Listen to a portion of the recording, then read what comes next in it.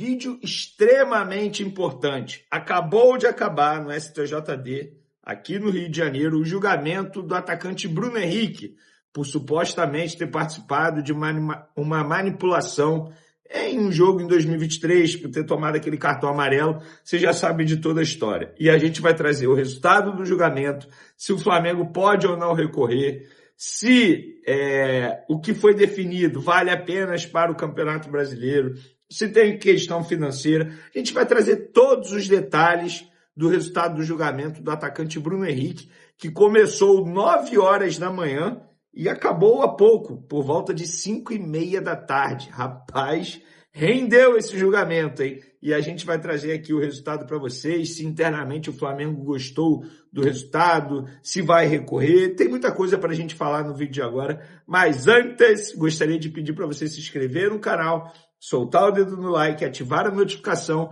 e também compartilhar esse vídeo com geral automaticamente, saber de tudo o que acontece lá no Flamengo. Não deixe de hypar o vídeo porque isso é importante, tá, galera? Antes de falar do caso do Bruno Henrique, eu acho que a gente tem que falar sobre isso também, porque o diretor da base do Flamengo, Alfredo Almeida, que é português também, ele deu uma entrevista ao podcast BarbaCast e falou sobre as saídas de 3 jogadores importantes: Matheus Gonçalves, Lohan e o Schola, que era um jogador que a torcida do Flamengo botou uma expectativa enorme, inclusive eu, mas não aconteceu. E ele disse o seguinte: o próprio Matheus Gonçalves não estava confortável, na opinião dele, pela falta de oportunidades na equipe profissional. Ele teve oportunidade. Muitas vezes a pergunta que eu faço quando questiono por que o Matheus Gonçalves não joga mais: tira quem?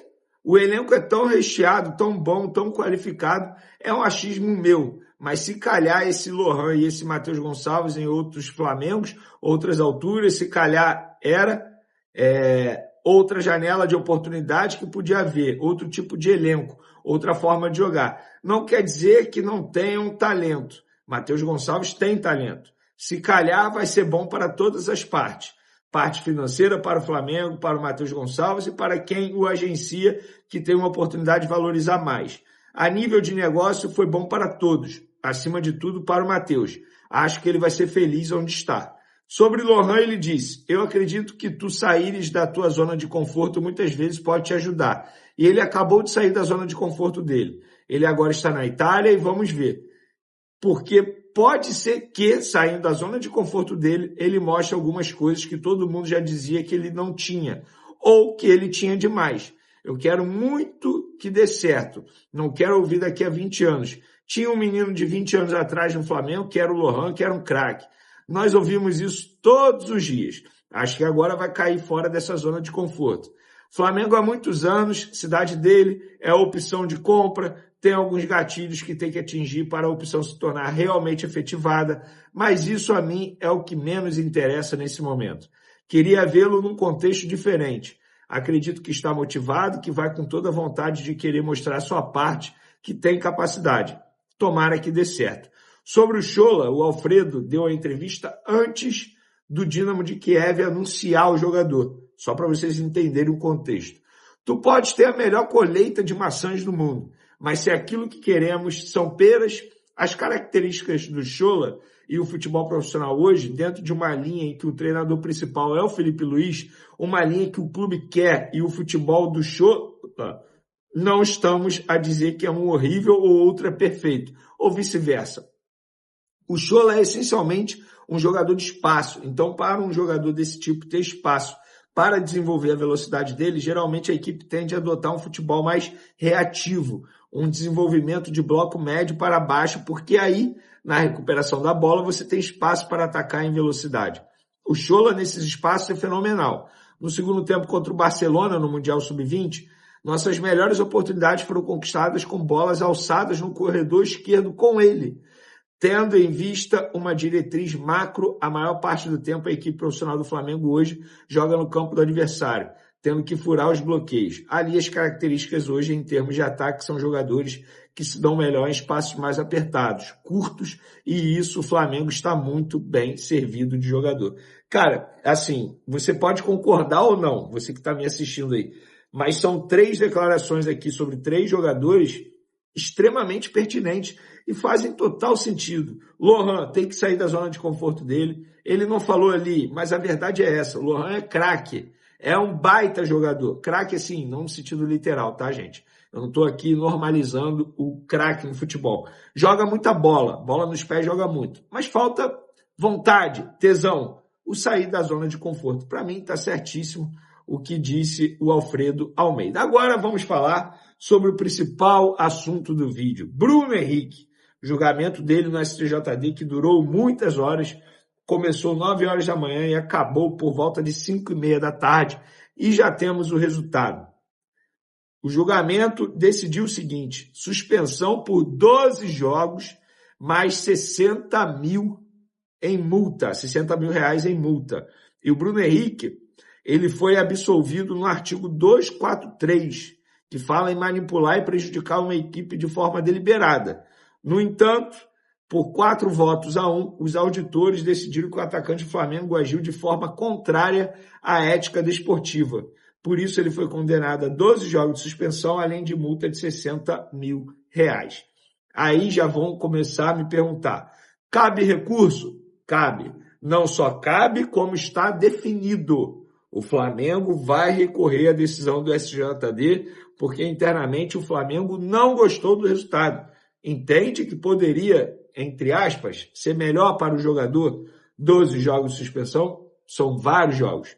E são jogos em partidas organizadas pela CBF. Para quem me perguntou, brasileiro, CBF, Copa do Brasil, Libertadores, não. Não vale para Libertadores, porque não é uma partida comandada ou organizada pela CBF. É pela Conmebol. E aí o Flamengo vai recorrer a essa decisão, tá? A defesa do atacante vai emitir uma nota oficial a qualquer momento. Eu estou gravando esse vídeo assim que acabou o julgamento. Comecei a gravar o vídeo. Então, a qualquer momento, vocês vão ver nas minhas outras redes sociais uma nota oficial da defesa pessoal do atacante, do advogado pessoal, digamos assim, dos empresários. Porque no STJD ele foi defendido pelo advogado do Flamengo, Michel Acef Filho, que inclusive muita gente elogiou a postura e a defesa do advogado durante esse julgamento no STJD. Quem sou eu para dizer se ele foi bem, se ele foi mal? Eu não tenho, como que eu vou dizer, habilidade e conhecimento para dizer se um advogado foi bem ou foi mal em um julgamento. É porque eu faço parte aqui de alguns grupos, e tem um grupo que assim, é seleto de rubro-negros, vários advogados, e todos falando que o Michel Acef Filho foi muito bem, até porque podia acompanhar em tempo real esse julgamento aí, através de um link. Então, em suma, Bruno Henrique, nesse momento, está suspenso, 12 jogos de suspensão e multa de 60 mil reais. O Flamengo vai recorrer a essa decisão e aí a gente vai acompanhando as cenas dos próximos capítulos. Você que está aí do outro lado me assistindo, tem conhecimento para dizer se foi um julgamento favorável ao Bruno Henrique, se o Flamengo deveria, entre aspas, comemorar o resultado, se dos males o menor ou não, poderia ser melhor. Quero a opinião de vocês em relação a isso, tá? Para quem não sabe, foi a pena mínima de número de jogos, porque ele poderia ter pego mais jogos, ou poderia ter pego 1 ano ou até mesmo 2 anos de suspensão. Então, só para contextualizar aí para vocês em relação a essa situação. Mas eu quero a opinião de vocês em relação a isso, tá, galera? Porque é um resultado extremamente importante que interfere não só na carreira do jogador, ficar 12 jogos parado, mas também no Flamengo, porque o Flamengo vai perder um jogador extremamente importante. E aí, durante esses 12 jogos, se de fato isso perpetuar, continuar essa suspensão, o Michael, quem sabe, volta a ser visto com mais vezes na lista de relacionados do técnico Felipe Luiz, porque basicamente era a mesma posição. E eu vejo muita gente criticando, o STJD marcou o julgamento justamente pós-janela de transferência, para não dar tempo de o Flamengo contratar. Gente, assim, na boa, essa teoria da conspiração eu não vou entrar, até porque o Flamengo tem jogadores à disposição para essa posição. Não faria o menor sentido o Flamengo contratar mais um jogador, sendo que tem Michael. A não ser se conseguisse liberar Michael, o que até o momento não aconteceu, tá bom? Mais informações a gente traz aqui no canal.